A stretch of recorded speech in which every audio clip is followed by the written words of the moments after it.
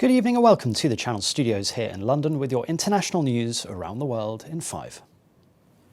The last US and NATO forces have left Afghanistan's Bagram Air Base, the centre of the war against militants for some 20 years.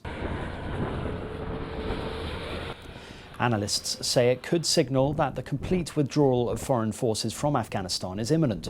President Joe Biden said US forces will be gone by the 11th of September, the anniversary of the attacks on America in 2001, which killed nearly 3,000 people. Kabul residents welcomed the withdrawal of American troops from their main military base, but the withdrawal from north of Kabul comes as the Taliban advances in many parts of Afghanistan. Russia's Foreign Minister Sergei Lavrov also warned that Islamic State was also making gains in the region. The man who stabbed a Hong Kong police officer was a lone wolf attacker who had been politically radicalized. That's according to the city's security chief. The man, who has not been identified by authorities, then stabbed himself in the chest and later died of his injuries. The male officer suffered a punctured lung and has undergone surgery. The police chief said materials on his computer showed he was radicalized without providing further detail. Israeli aircraft have bombed a Hamas site in the Gaza Strip in response to incendiary balloons launched from the Palestinian enclave. There were no immediate reports of casualties from the Israeli strikes, which the military said targeted a weapons manufacturing site used by Hamas. Since the ceasefire ended 11 days of Israel-Hamas fighting, Palestinians in Gaza have sporadically launched balloons laden with incendiary material across the border, causing fires that have burnt fields in Israel.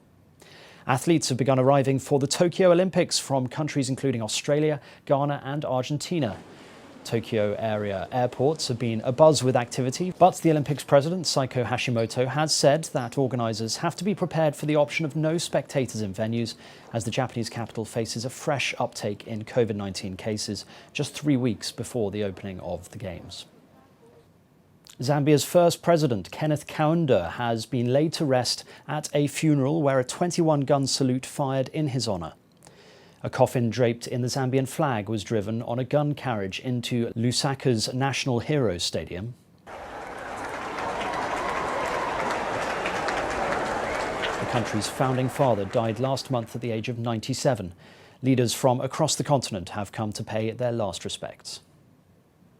Winnipeg police have arrested a man after a prominent statue of Queen Victoria was torn down by protesters in Canada. There were cheers as the statue at the legislature in Winnipeg was toppled. It came during demonstrations over the deaths of Indigenous children at residential schools.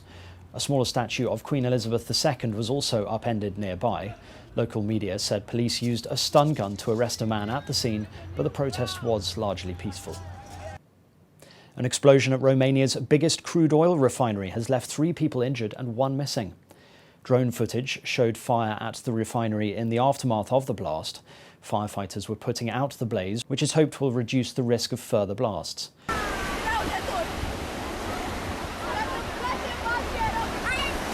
Footage taken by an eyewitness from a nearby beach in the coastal resort of Navodari showed black smoke rising from the area next to the refinery. Dramatic footage of a volcano in the Philippines spewing gas and ash has been released. Volcanologists have raised the alert status to level 3 from level 2 of the Taal volcano south of the capital Manila. It means there is the danger of further eruptions. The video shows ash and smoke spewing from the volcano's crater. And that's your international news around the world in 5. Now back to the Channel Studios in Lagos.